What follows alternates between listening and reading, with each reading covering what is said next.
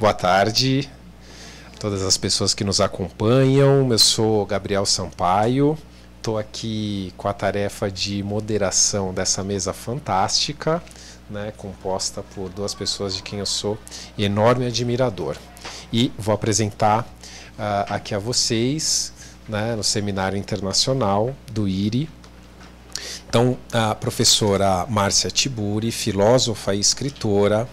Márcia é escritora, professora de filosofia e artista visual, graduada em filosofia pela PUC do Rio Grande do Sul, em artes plásticas pela URGS, mestre e doutora em filosofia também pela URGS, com pós-doutorado em artes na Unicamp.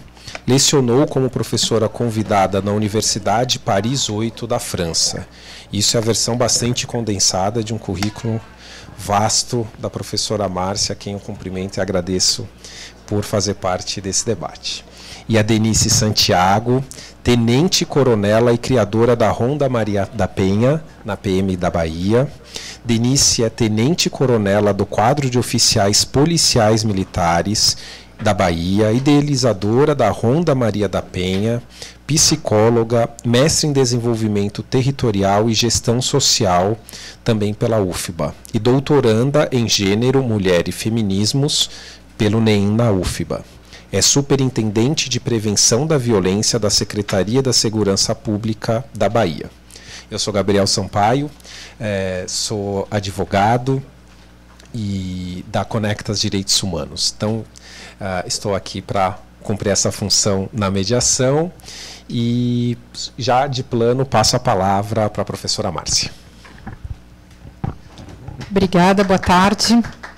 Eu quero agradecer muito pelo convite para estar aqui em Brasília, nesse gigantesco seminário importantíssimo. Prazer estar aqui com Denise, com Gabriel e encontrar outros amigos e amigas. E vou usar essa minha introdução dizendo uma coisa que eu acho que é importante de ser dita. Eu não sou uma especialista em segurança pública, mas sou uma especialista em mulheres, inclusive sou uma, publicamente, né? Bom, e queria dizer isso porque, para explicar um pouco o meu lugar de fala, porque mesmo não sendo uma especialista em segurança pública, sou uma pessoa que faço um esforço diário, há muitos anos, há décadas até, de reflexão sobre certos temas. E mesmo o tema da segurança, eu quase disse insegurança, da insegurança pública, e esse tema da segurança pública, evidentemente, é um tema que concerne não só, enfim, a sociedade como um todo, não só as mulheres, mas também uma determinada reflexão, uma determinada teorização que tem um viés necessário para a sociedade atual, um viés feminista.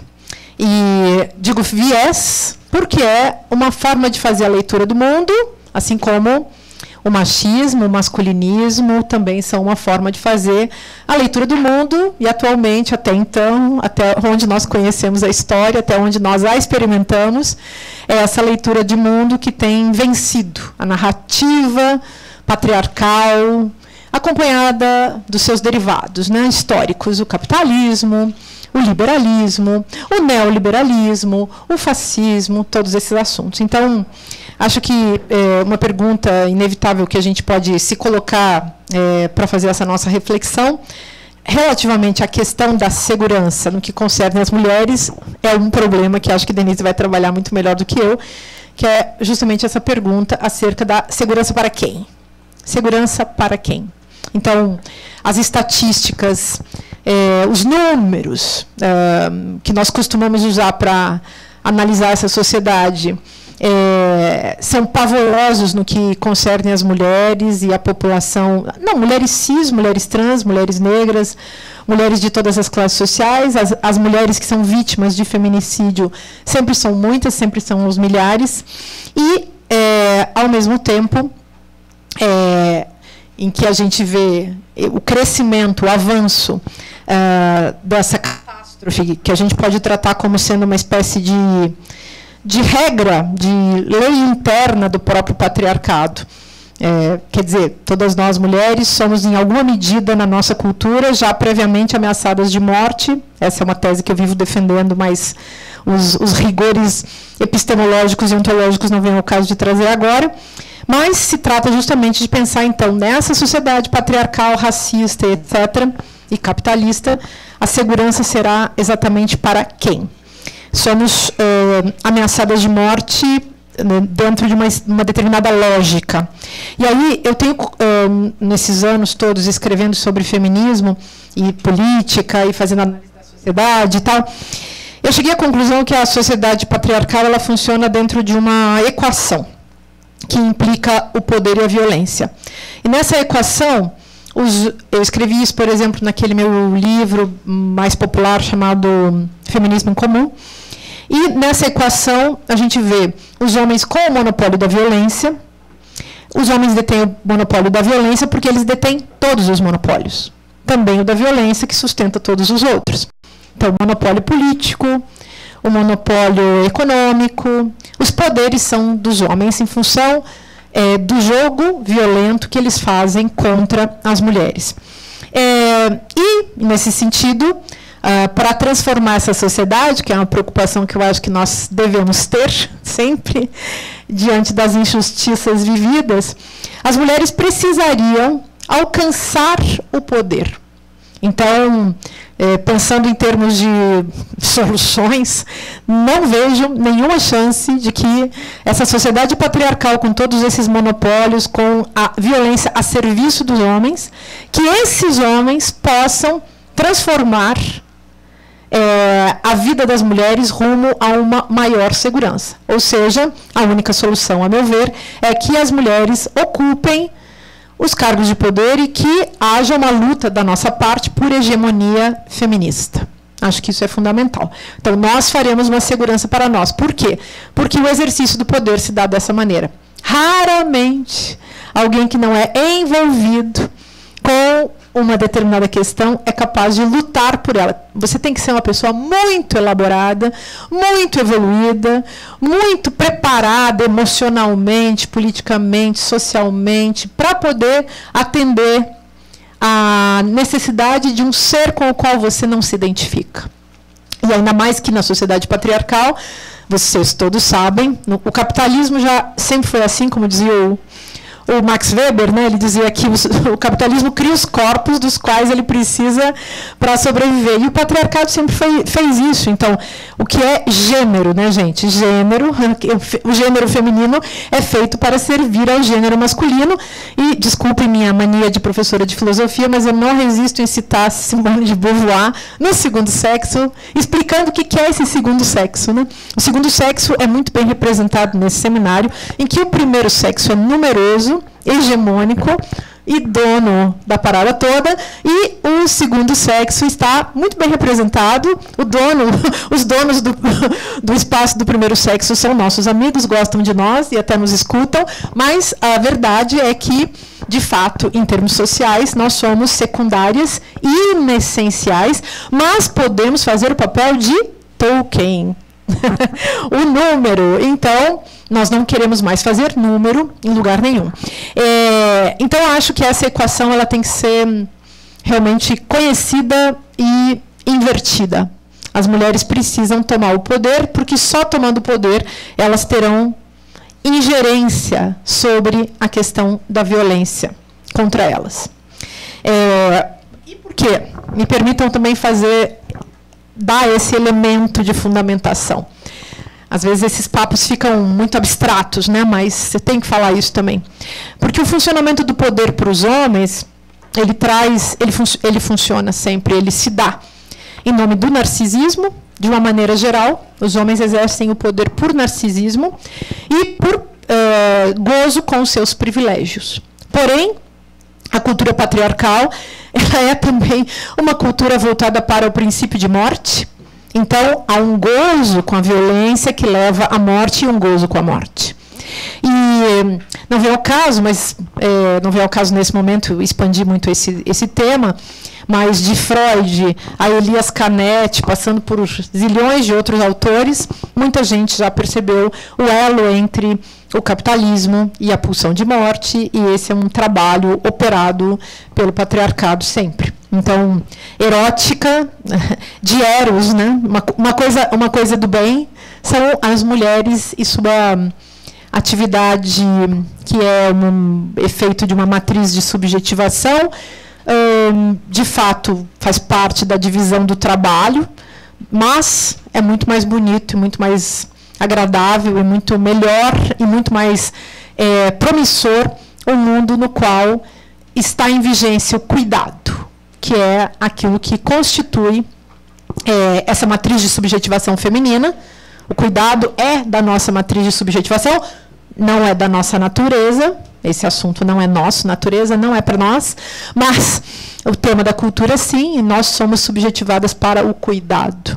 Tanto que, às vezes, esquecemos de cuidar de nós mesmas e sabemos que, se não cuidarmos umas das outras, ninguém cuidará de nós. Então, esse é um assunto também importante. Queria colocar essas questões muito rapidamente para a gente poder conversar, mas só me permitam levantar mais um aspecto.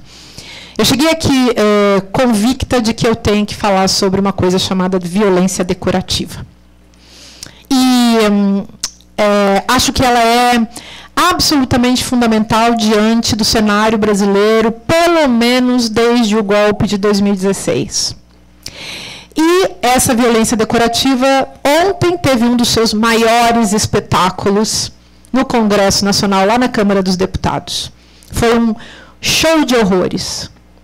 O tal show de horrores levou uma deputada, já anciã, Luísa Erundina, respeitada por todo mundo, uma grande mulher, uma grande figura pública, levou-a ao hospital, numa internação de urgência. Ela continua na UTI. É uma mulher de quase 90 anos. E essa mulher não suportou a violência vinda dos deputados da extrema-direita. Todas nós que assistimos o que as deputadas, vamos falar das 6 deputadas que foram vítimas daquela tentativa de golpe.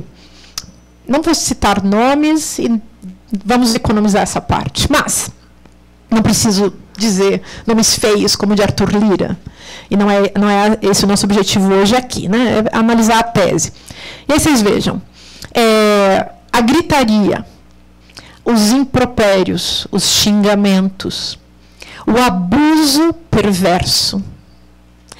Um dia antes, uma deputada, cujo irmão foi morto por milícias no Rio de Janeiro, Sâmia Bonfim, das mais aguerridas, se tem um nome. Sâmia Bonfim foi agredida e se usou contra ela a morte do seu irmão. Num legítimo momento clássico de um ciclo de abuso narcísico. Bolsonaro fez todo um ciclo de abuso narcísico contra o povo brasileiro e capturou o povo. Não? Bom, eu venho escrevendo sobre isso há muitos anos, como conversar com fascista, o ridículo político, que é de 2017, é sobre isso.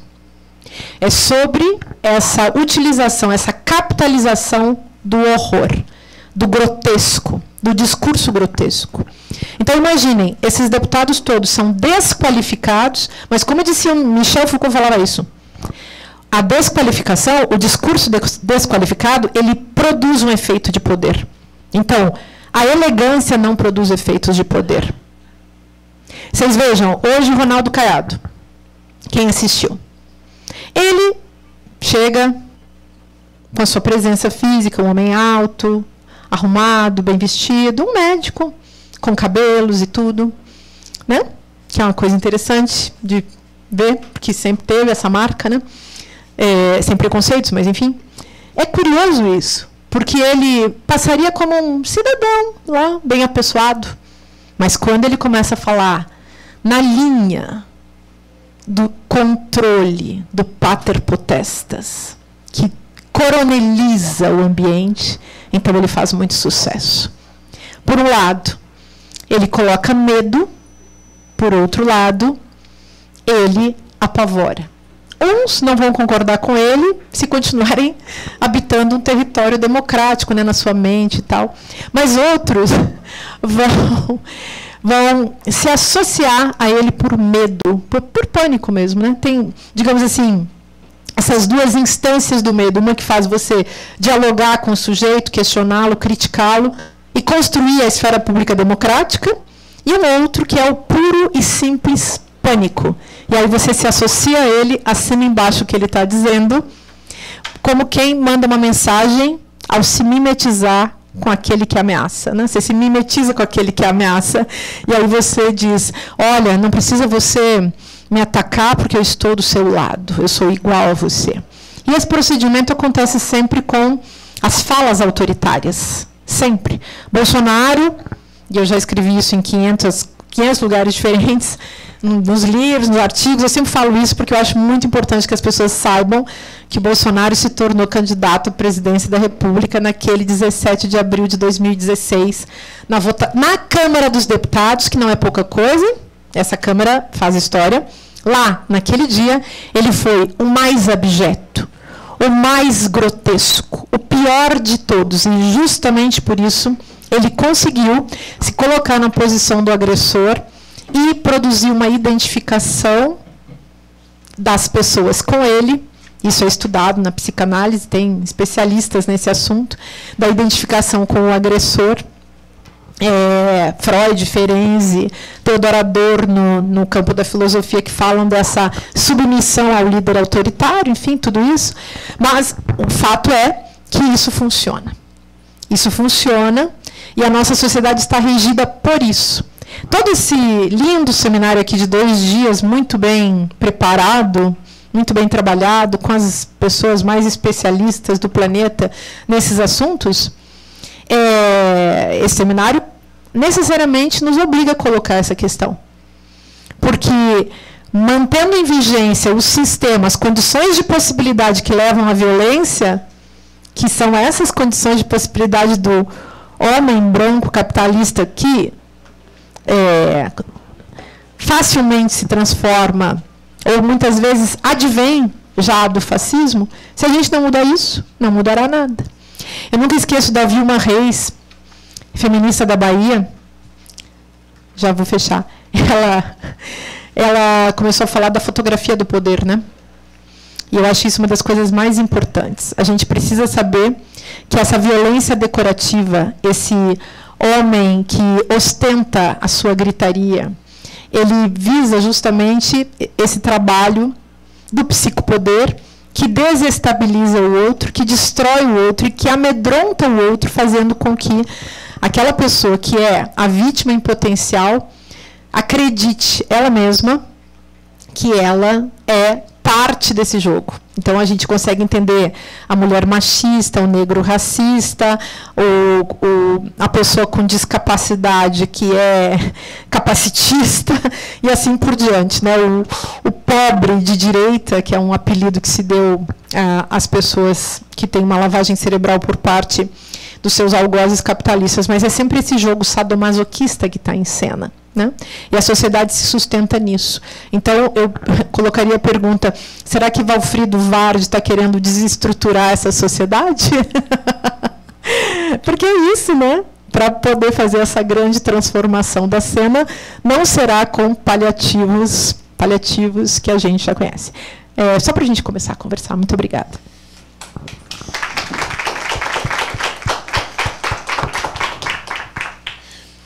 Agradeço, então, a professora Márcia e, de pronto, já passo a palavra a Denise Santiago, agradecendo também pela sua presença. Boa tarde. Falar depois da professora Márcia, eu que sou uma fã e uma estudante dos textos dela, me emociona, mas também me empodera, porque se eu posso estar aqui sentada do lado dela, é porque tudo que ela fez, construiu até aqui, me fortaleceu o suficiente para que eu chegasse e ficasse aqui. Muito obrigada, professora, por existir e por resistir. Tá? Gabriel, um grande abraço. E eu estava te ouvindo falar e lendo o tema dessa mesa, né? Segurança pública e mulher. Isso me fez pensar, né? Se essas duas esses dois termos acabam sendo até incongruentes, dando a perspectiva do que a gente assistiu. Eu sou pioneira na Polícia Militar do Estado da Bahia. Eu digo sempre que eu tenho 2 orgulhos. Uma ser da primeira turma de mulheres da Polícia Militar do Estado da Bahia, entrei no ano de 1990, não façam contas, tá? E outra é ser mãe de João Paulo, um jovem garoto de 22 anos, que é dono do meu salário. Mas o pioneirismo, ele é um dom e uma maldição. Uma maldição porque a gente tem que suportar as dores, a gente tem que suportar o ineditismo, a gente tem que suportar todas as diversidades que esse machismo, esse patriarcado que a senhora também trouxe aí, impregnou em nossas vidas, mas é um dom, porque nós temos que enfrentar esse machismo, esse patriarcado e todas as dores que esse ineditismo. Eu entro na Polícia Militar que durante 165 anos só viveu com homens no seu quadro. E chegam 29 mulheres na primeira turma, depois mais, ao final ficamos 81 turmas, em termos na condição de praça, porque é tão simbólico que nós não estávamos ali por um querer da corporação, que nós entramos na condição de praça, e eu ainda ouvi, eu vou fazer um pouco de uma autoetnografia aqui desses meus 34 anos de serviço. Eu ouvi dizer, Deus me livre, que minha polícia militar um dia seja comandada por uma mulher. E aí, esse dom, essa maldição vai nos fazendo seguir, prosseguir, e essa inclusão de uma mulher, numa força, de mulheres, numa força, que historicamente foi entendida como espaço masculino, porque as pessoas acham que atribui o poder, a força, ao gênero masculino. E aí, se a Polícia Militar é um espaço de força e de poder, obviamente é um espaço masculino. Mas, para mim, acho que é uma das grandes besteiras, porque a polícia tem a função de prevenir a violência.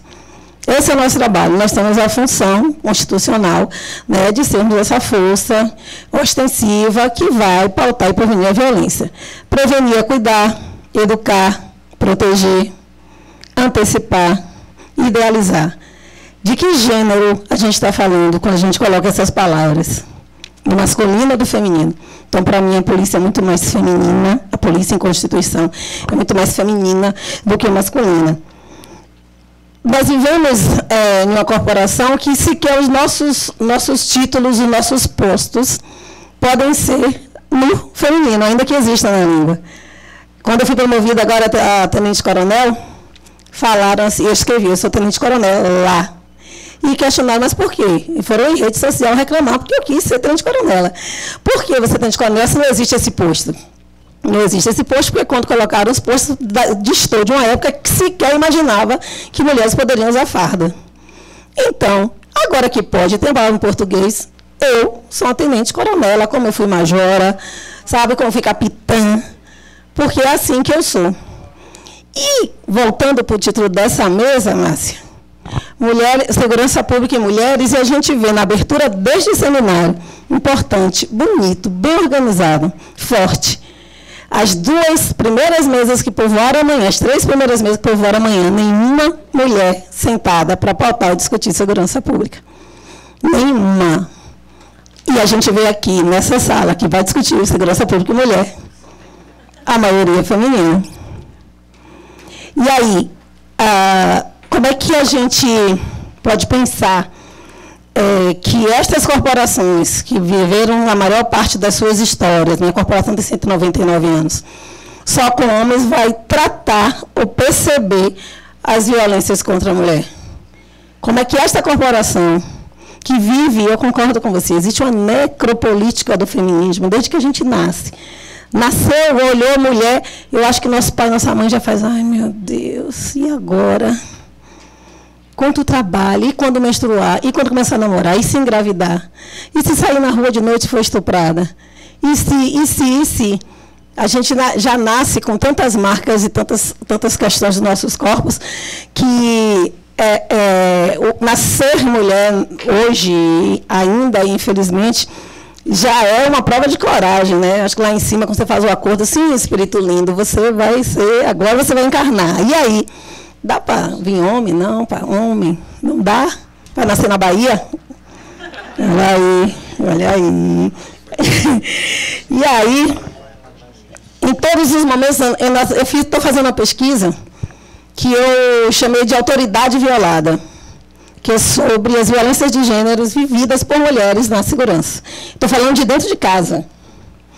Nessa pesquisa, quando eu questionei todas as pessoas, se elas já tinham sentido ou vivido alguma violência, a maioria avassaladora, primeiro diz que reconhece o que é assédio, que já percebeu o assédio no seu ambiente, algumas dizem que nunca viveram o assédio, e outras falam de violência doméstica. Nós, policiais militares, sofremos violência doméstica e não denunciamos. Porque, ao denunciar a violência doméstica, eu estou dizendo que eu, policial militar, tenente-coronel da polícia, que represento uma instituição quase bicentenária de força, de decisão, né, de violência, também, por que não dizer, estou sendo violentada. E eu não denuncio, nós não denunciamos. Os policiais militares tendem a morrer ou a matar, mas elas não denunciam. E como é que a gente faz? Se esta corporação, que sequer percebe que suas profissionais sofrem violência, essa corporação, eu fui fazer o exame numa banca médica, né, da junta médica, só tinha homens, e a gente tem que ficar nua na frente desses homens, era obrigatório, não era opção, ou isso ou não passa.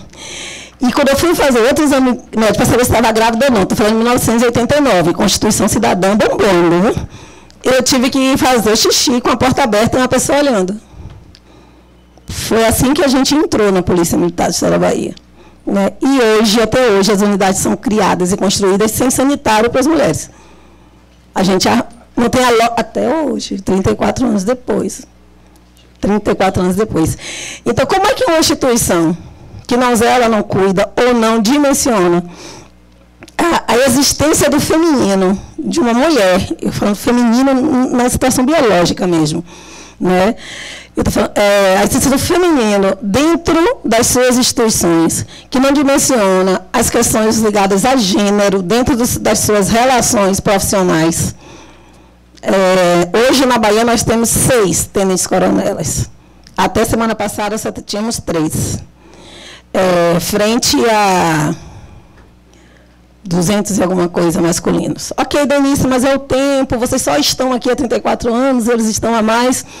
Mas destas, apenas uma estava comandando uma unidade, que é a unidade de proteção à mulher.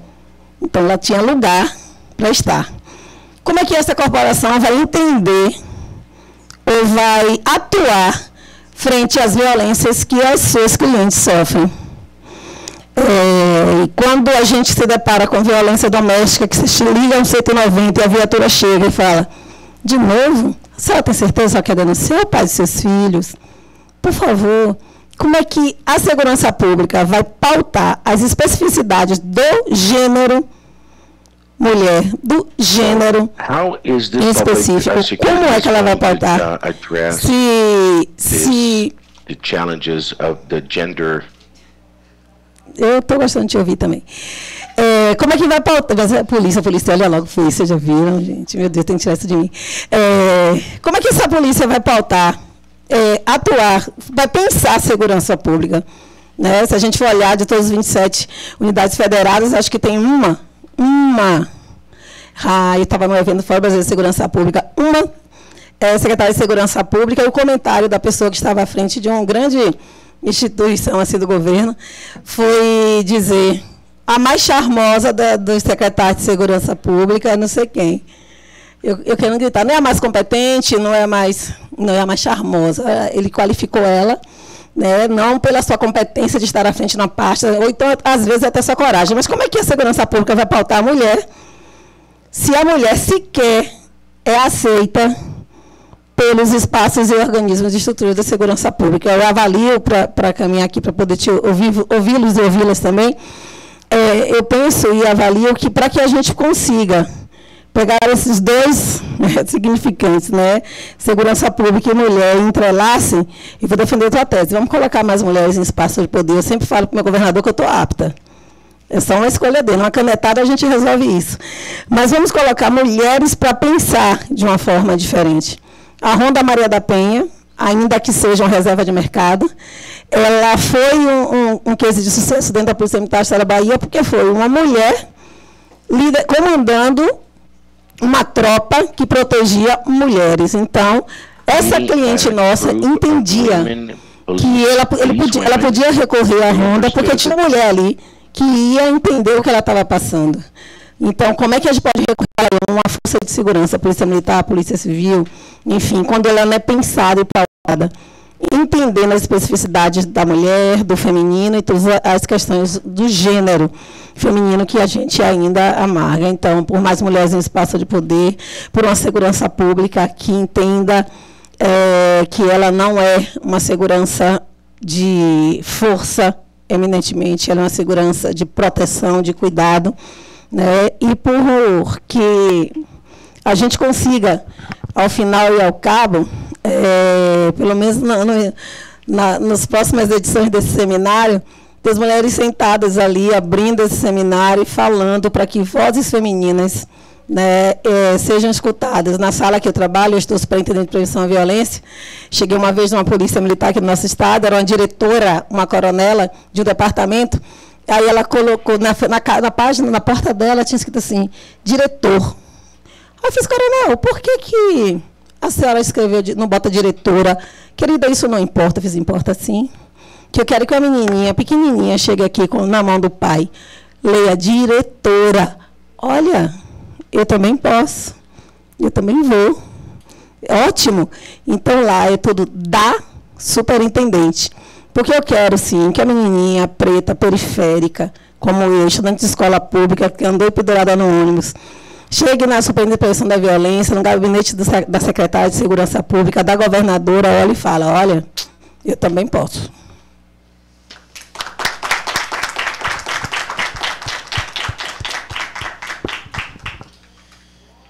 Denise, obrigado pela sua fala. Nós estamos aqui bem em relação ao tempo. E aqui acho que tem uma questão muito bem endereçada e também como homem na mesa tem que, né, assumir a responsabilidade de entender que tem uma questão endereçada para nós homens. Eu atuo como advogado na Conectas Direitos Humanos e tenho um trabalho muito próximo às mães né, que perderam seus filhos vítimas da violência, né? E tem uma frase muito forte que é endereçada especialmente pela dona Débora Silva, Mães de Maio, que fala muito sobre parir um novo Brasil.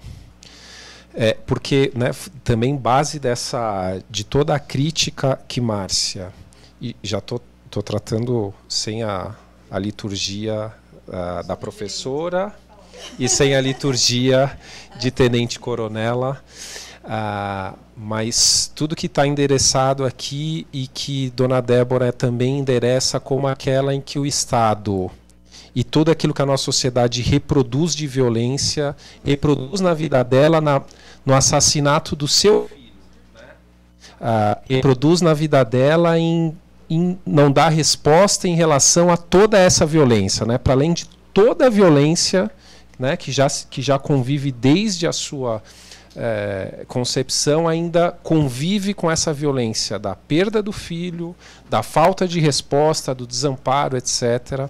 E essas mães, com essa altivez da luta, apontam o caminho de que, para o Estado ser democrático de direito, que é a concepção que nós defendemos enquanto organização, né, a partir da Constituição de 88, ele precisa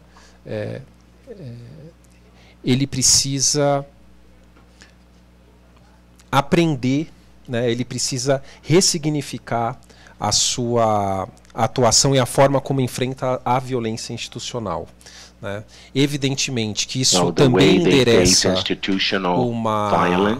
uma crítica às instituições, e aí é respeitosa aqui, né, Denise, no sentido de identificar a violência institucional enquanto processo estrutural, mas que também aponta também essa vertente daquelas mulheres que se veem também nessa tarefa de sustentar e ter que liderar a resposta a algo que também, fruto dessa sociedade, abala tantos, aí nesse caso, homens, negros, jovens, e que também tem como sustentáculo para defesa e reparação diante da sua morte a liderança dessas mulheres, né? Então, eu queria também assumir a responsabilidade, trazendo um pouco dessa contribuição a partir de ensinamentos que tenho com mulheres com quem convivo na luta, e abrir também aqui a palavra. Tradução simultânea. A gente pode abrir a palavra para perguntas antes da professora. Can we open the floor for questions? Bom, queria colocar, enquanto as pessoas pensam, eu vou colocar mais um problema. To bring up an issue for thought. Que é a seguinte. Então, digamos, nenhum de nós vai questionar, talvez, né, em princípio, esse tema da necropolítica, do patriarcado como um sistema de produção necropolítica, tanatopolítica, biopolítica e tal, né? Psicopolítica, como eu falei também, né? E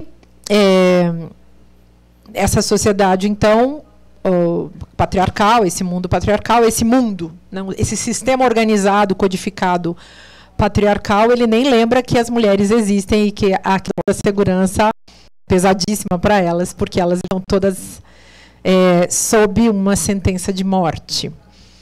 E aí, eu hoje ouvi, eu não sei quem foi que disse isso, se foi o Valfrido, alguém disse que, talvez tenha sido Tarso Genro, não sei, alguém disse que a insegurança é a grande categoria política, a grande categoria política do momento no Brasil, que nasce.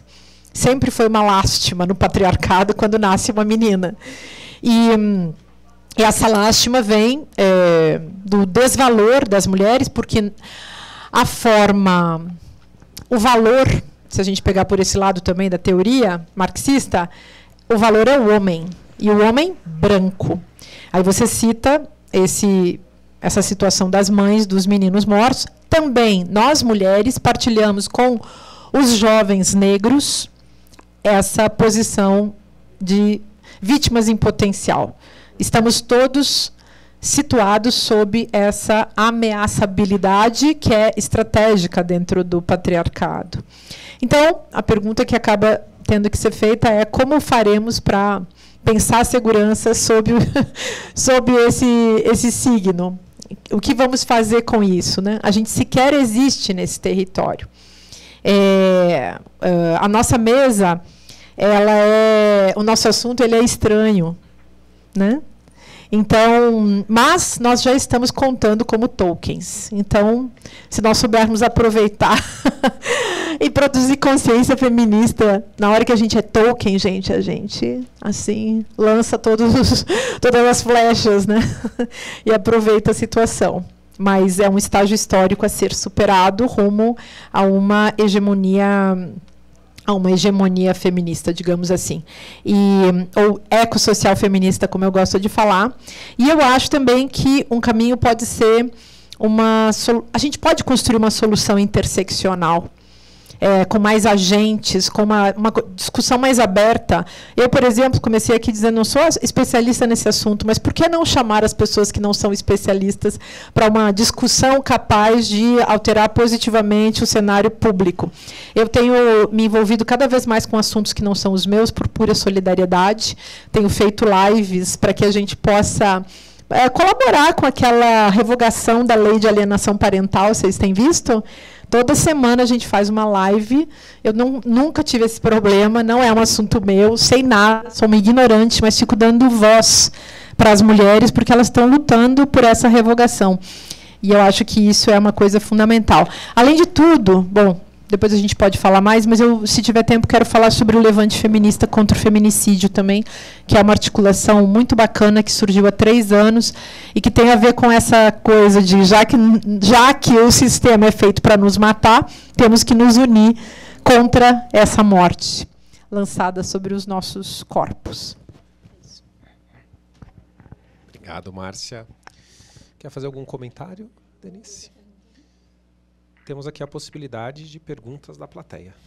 Aqui temos uma. Obrigada.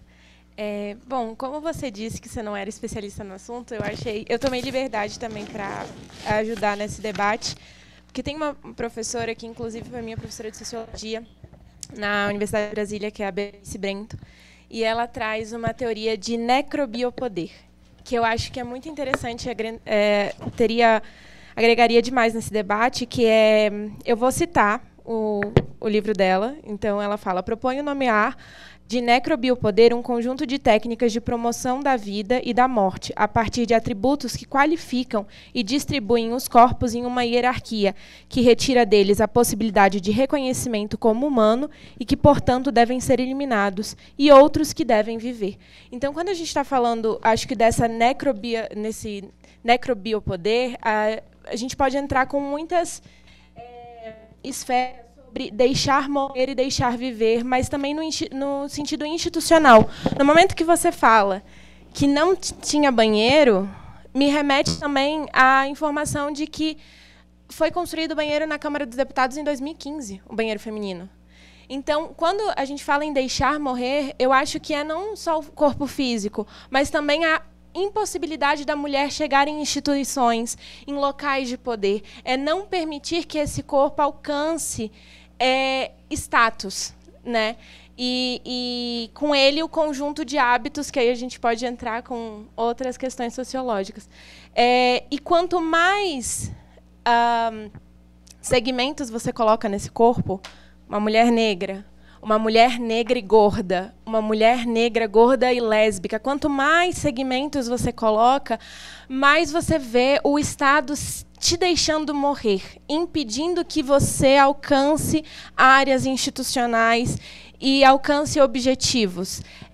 E o deixar morrer, quando eu falo, é o negar a cota, é o negar a oportunidade, é o falar que a pessoa é charmosa ao invés de colocar ela com uma competência, né? E colocar adjetivos que seriam masculinos.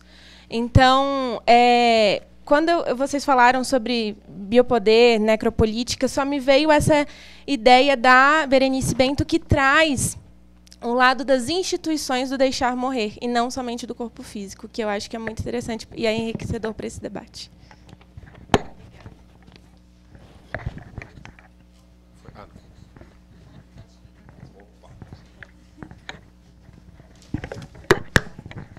Bom, obrigada por todo essa troca que vocês estão trazendo aqui, que é maravilhosa. Eu gostaria de fazer duas colocações, que, na verdade, são provocações, se vocês acharem oportuno, gostaria de ouvi-las. A primeira é que, assim, interessante falar segurança pública e mulher, porque esse é um assunto que não existe. Não existe no orçamento, não existe em política pública, não existe dentro dos órgãos instituídos, públicos, eventualmente uma empresa mais moderninha fala que tem, mas dá-lhe ficar fazendo auditorias internas para mostrar que não tem, entendeu? Então, assim, é um assunto que não existe na prática, na institucional, no orçamento, no debate, e dá para ver aqui que ele, né, é incipiente, apesar de ser tão cruel e tão real, né? A conexão que eu consigo pensar sobre isso, e gostaria, por favor, que vocês me corrijam ou enfim, conduzam, é que, assim, se tem um homem dentro da instituição e essa relação dele é uma relação de afetividade, essa mulher ela passa a ter não uma categoria mulher, mas uma categoria mãe, esposa, filha, afilhada, sobrinha, avó. Né? Tirando essa relação que existe a partir do homem e suas relações familiares, aí fica nesse resto chamado mulher, porque mulher me parece que é um resto, né, de observações, de desconsideração. Então, ou eu tenho uma relação de afetividade familiar, consanguínea, ou que eu escolhi trazer para as bênçãos da minha égide existencial, né? Então, agora ela é minha mulher, ela não é minha esposa, é minha mulher, né? Então, é uma coisa ali, então eu vou protegê-la, e vou tentar fazer todas as considerações para a vida dela ser mais afável, porque se não estiver nessa categoria, é um resto que chama a mulher. Então, a impressão que eu tenho é que, assim, no gênero, no genérico, né, nessa categoria humana que a gente chama homem, né, tudo é homem, né, então eles, o homem, a humanidade, no final das contas, mulher é um resto ainda, né? E aí eu acho que é esse o desafio, como trazer a qualificação da mulher em seu gênero, em suas diversas possibilidades, e que nem tenham que ser com tantos fracionamentos como você trouxe. Ela é mulher, ela é gorda, ela é preta, ela é manca, ela tem muito filho, ela não tem filho, ela é lésbica. Não é para ter nada disso, porque a gente não pergunta nada disso para um homem. Se ele é gordo, se ele é broxa, se ele é preto, se ele é pardo, se ele é nada. Não, ele é um ser que está ali fazendo as suas competências. Então, a impressão que eu tenho é que, no final, o tratamento mesmo que a sociedade dá é para a mulher, ela é um resto nessa consideração, a não ser que tenha uma relação de familiaridade com o homem que vai fazer o discurso, né? E aí, então, assim, é um trabalho muito grande para sair da relação familiar. Acho que talvez a questão religiosa hoje, né, independente dos credos de cada um, não é sobre isso, mas do avanço, é um lugar, talvez, de alguma segurança que traga para a mulher se ela está dentro de homens que têm um extrato religioso e que vão, talvez, ampliar a margem de mulheres dentro do espectro de proteção e que, portanto, de uma segurança desse homem que vai ter ali alguma autoridade. São só observações. Mais alguma pergunta? Nós temos aqui 15 minutos. Se tiverem mais uma pergunta... Não, já aproveita agora, então... Ai, desculpa. Vai lá. Então, se tiver mais alguma, se vocês concordarem, a gente fecha a rodada de perguntas na Luciana, ou se mais alguém se inscrever. Primeiro...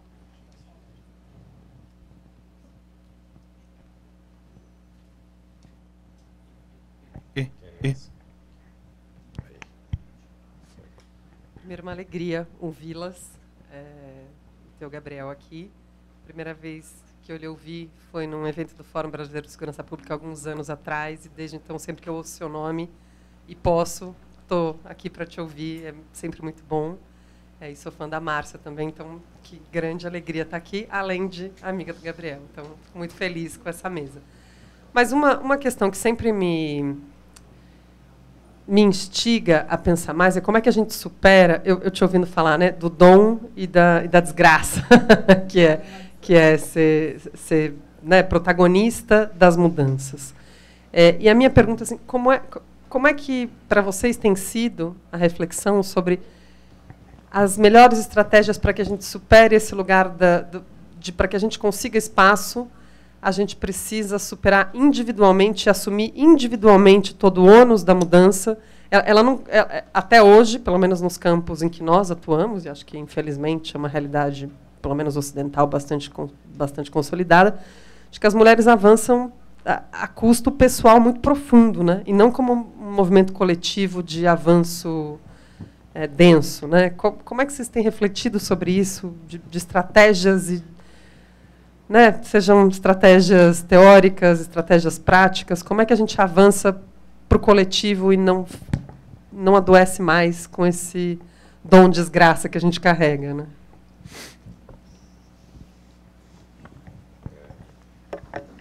Vou passar para vocês.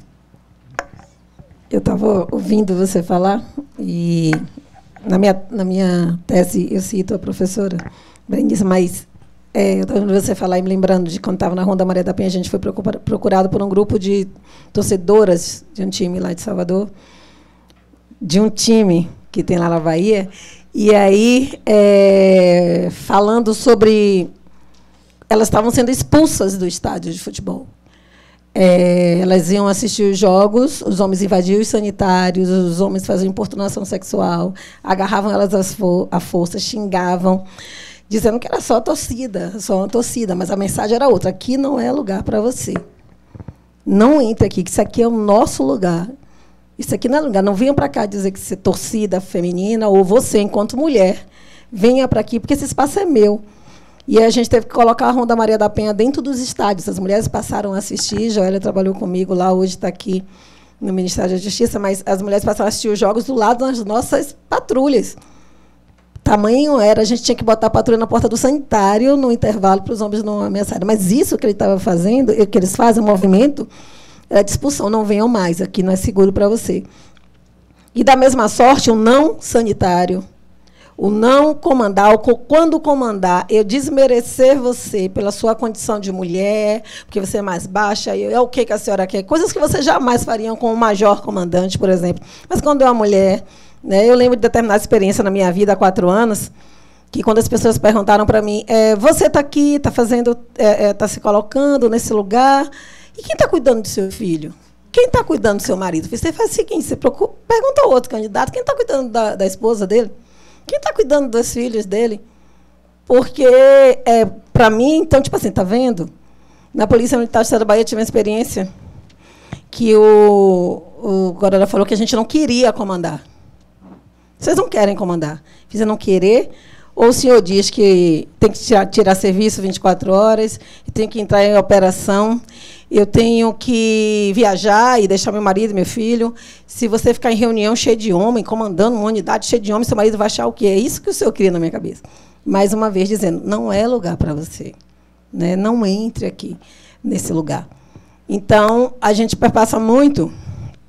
por essa perspectiva de nos empurrarem para fora, dizendo que a gente aceita. E vou concordar contigo, e já falando para você também, usando Vilma Reis, que é alguém que eu reputo, né, eu tenho uma grande admiração, quando ela vem e fala sobre essas violências acumuladas. Né? Ainda que a gente não precise estar explicando, como eu tive que explicar há 4 anos, por que eu era mulher e estava querendo estar ali, já que eu tinha aqui. Preciso explicar que eu sou mulher, preta, periférica, como eu disse aqui.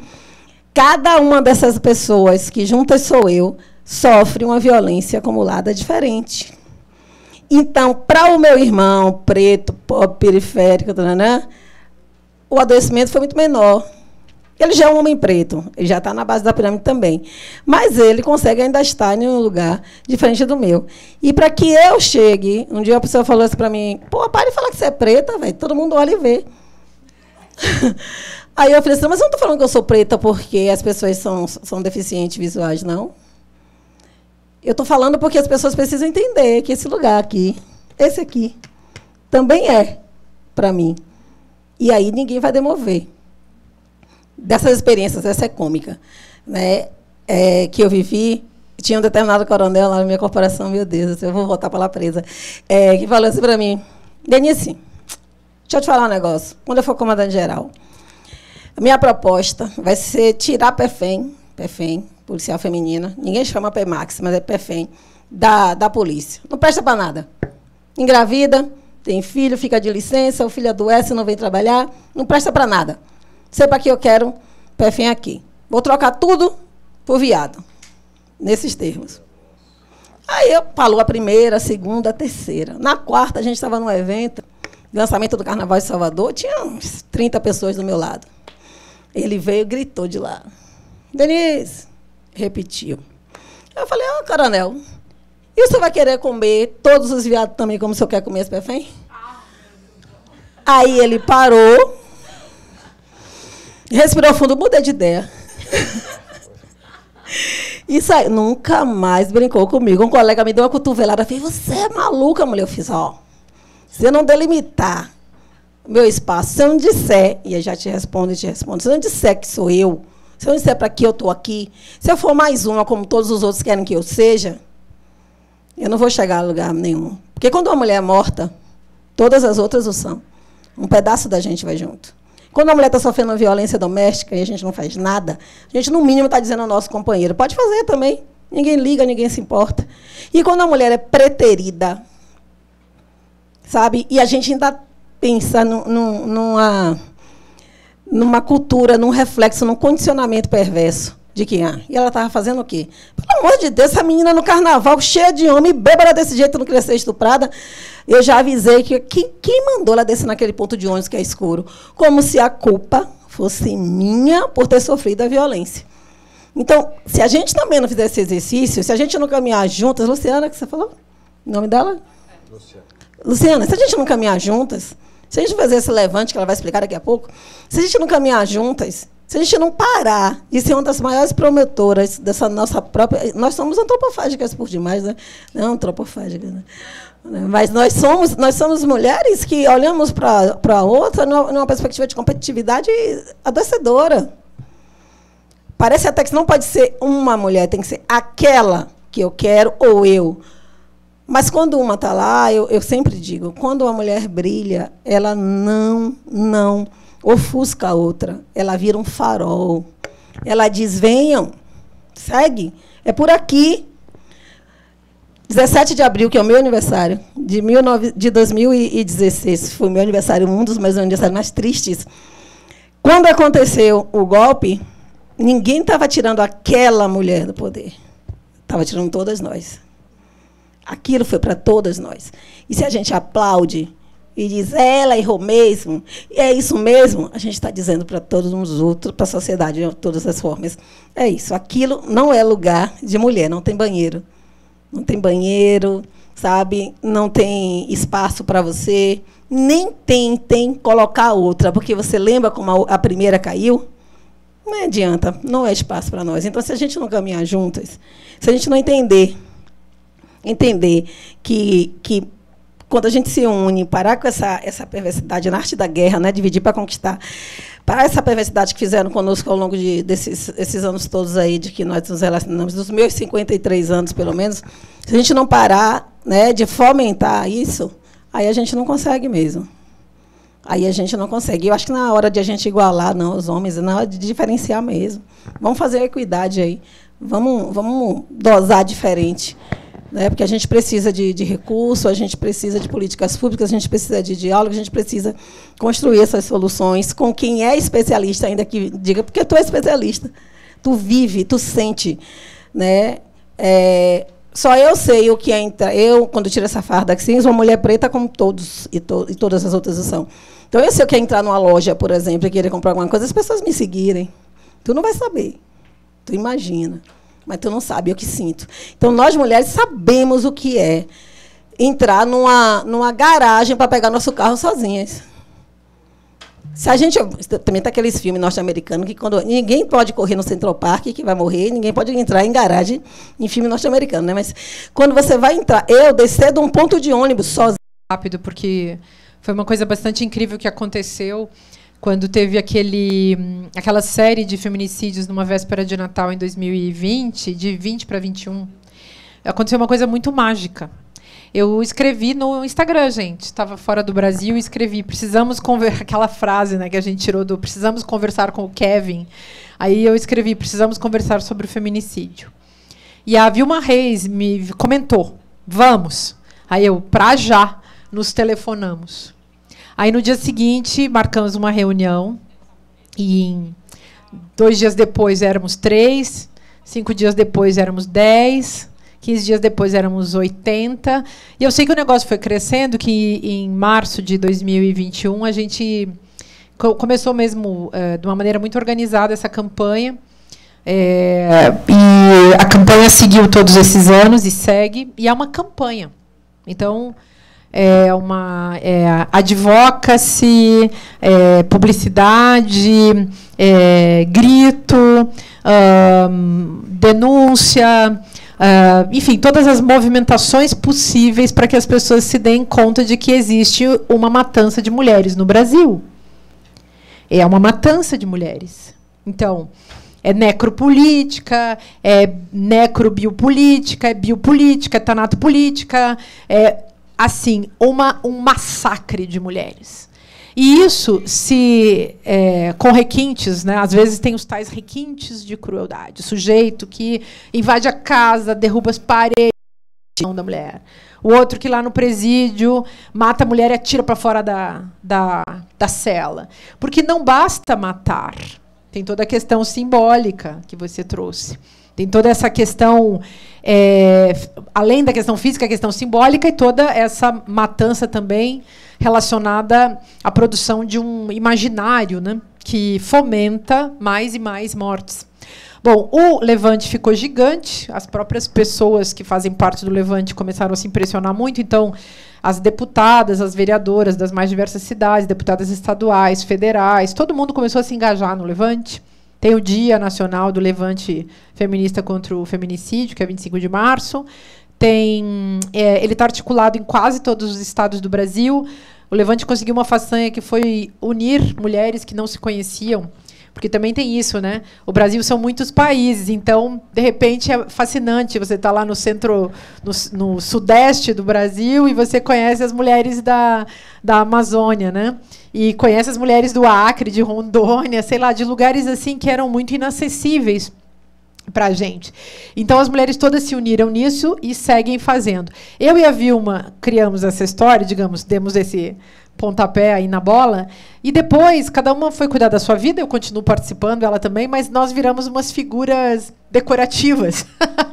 E é muito divertido isso, porque é um sinal da força, da coragem, da organização, da proatividade das mulheres, enfim, elas fazem tudo com nada, elas fazem com o tempo que resta, elas arranjam tempo. As entidades que estão associadas são centenas, assim, acho que já tem mais de 1000. Todas elas dão um jeito de trazer as suas entidades para o projeto, e todo mundo, todo o tempo, produzindo eventos ligados à campanha.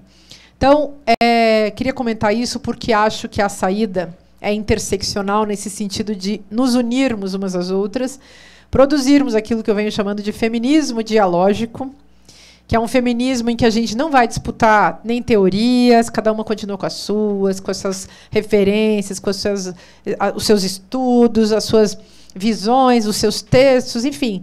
Todo mundo faz teoria à vontade em torno de uma mesma questão, que é desmontar a lógica do patriarcado, uma hegemonia feminista, que eu acho que é o único caminho se a gente ainda quiser sobreviver nesse planeta, tendo em vista essa consciência da ameaça que paira sobre todas nós e sobre a vida na Terra. Para quem discute feminismo decolonial, é tão importante perceber que a perseguição às bruxas na Europa, que foi continuada na perseguição às mulheres também aqui nesse território que foi heterodenominado de América, né, e América Latina e tal. Pessoas que são heterodenominadas também negras, assim como um dia se escravizaram esses corpos, ou subjugaram pelo menos esses corpos, colocaram na posição de servidão, né, esses corpos femininos, e assim seguimos. Então, o nosso levante feminista contra o feminicídio hoje é também um levante contra o lesbocídio e o transfeminicídio, porque trabalhamos com essa ideia de que somos todas mulheres ameaçadas, independentemente de nossas origens e lugares. Mas, claro, dando espaço para uma visibilidade sobre a questão sexual e a questão racial, sem a qual a gente não vai fazer esse país avançar também. Então, é isso. Obrigada. Temos mais tempo? Ou não temos mais tempo? Eu queria agradecer, pedir desculpas, realmente o tempo não nos permite abrir para mais uma rodada de perguntas, mas obrigado. Obrigado, Denise, obrigado, Márcia, e bom evento a todos. Obrigado a todas as pessoas presentes.